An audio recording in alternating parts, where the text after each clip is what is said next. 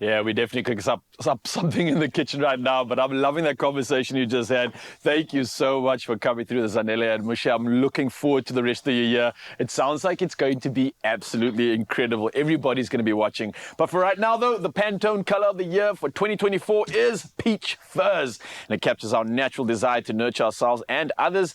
And its gentle peach tone embraces and enriches the mind, the body, and the soul. So, to celebrate this color, we are making Peach Galette, the encapsulation of warmth, radiance, and the essence of this Pantone, all coming together in a delicious meal. And this pastry that we're putting together is so easy to work with, especially when it's cold. But before we get into that, let's talk about the hero ingredient that Zoe is already prepping up for us. What's happening on your side? Chopping up some peaches. I mean, it is stone fruit season. I'm a lover of stone fruit, especially when it's fresh, it's in season, it's sweet, it's affordable, and I'm quite excited for us to whip this little galette together. Yeah, so you've already got some of the wedges cut up, and that's obviously our first step in this recipe. So this is, for me, the most exciting part, because I love this fruit, and especially when you incorporate it into somewhat of, we can call this a dessert, right? Yes. Yeah. This is definitely on the dessert When you side. pop it in a dessert, it just gets even better. So we've got our beautifully cut up wedges from Zoe. Now what we're going to do is kind of like baste this, all right? So we're going to use some melted butter just to baste these up. I'm going to get my washed hands in here to get it all massaged up. Why are we basting this, though? Because that's pretty weird, right? Well, no, it's not.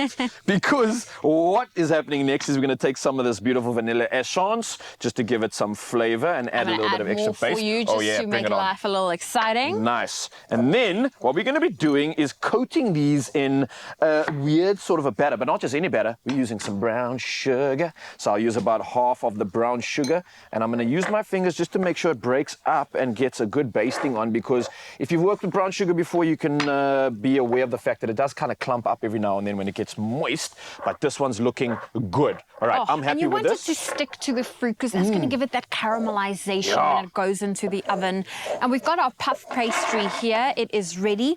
And the whole thing with the galette is you really just want to fold it, the pastry into your ingredients. Okay, so it's almost like a fold-over bread, focaccia style thing. And what we've got here are beautiful. We can pop all of this in. Pop all of it in. Let's see how much we can get in there. So we've got our lovely coated peaches with some melted butter and vanilla essence that's gone in there. Now Zoe's doing the neat, tricky fold-over part. I'm going to try. Yeah. I have a feeling our ingredients might pop over. We're a bit generous here with our peaches. A lot more peaches, yes, than the recipe did advise, but we're not complaining about that. And I do think the pastry will rise. Yes. So hopefully it rises to the occasion and matches up to the level of the peaches, and then we have a perfect symphony right there. Nice folds. Look at that. Yeah, I like that. And then we're going to finish it off with some nuts. Some nuts, and then Some I almonds. see we've got some eggs still left over and apricot jam. What on earth is that for? So the egg, we're just going to give it a little bit of a brush. In Okay, fact, that's for let's the pastry, give, right? Yeah, for the pastry. I'm just going to use a little fork to get our little eggy I'll whisk that up first, yeah. all whisked up. And then if you can have the honors of doing the brushing along Sure, the because pastry I've already got for some us. dirty hands. Oh, actually, let me do that. Sure? Let me Okay, help cool. you there. I'll wash mine so long because Okay. there's another step coming up.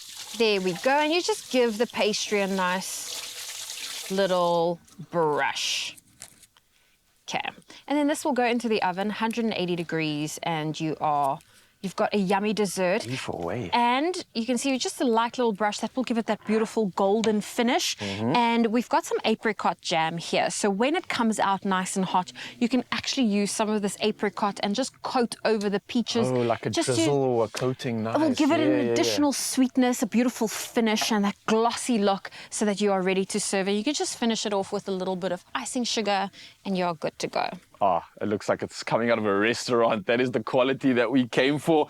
And really surprised at how easy that actually was. It's something that can seem overwhelming, especially when you get into the world of baking, but nice job. Pop that in the oven and voila, you're absolutely set to show off with your guests, show off these beautiful color palettes and these tones that we're using. As you've heard, 2024, it's all about those sort of peach, crimson, sunset moods that we're serving, and this is hit the nail on the head. Well played, so I'm very impressed with this one. I do think when if we redo it, I actually think we need to fold the peaches underneath. I think I folded the edges. So next time I'll just It's fine. put the pastry higher. I think it's still going to taste good, though. Oh, well, look, there's a lot to still look forward to. Of course, we've just finished up in the kitchen. I think this is our last recipe for the day, but we've got lots more ingredients coming at you right now. We've got something to look forward to when it comes to gift ideas for Valentine's Day. I think you're going to be going through some looks, right? We are going to sort you out for date night. Taryn Oppel is on standby with a railing of clothing, and we're going to make sure you are perfect for whether you're going to the movies or staying at home.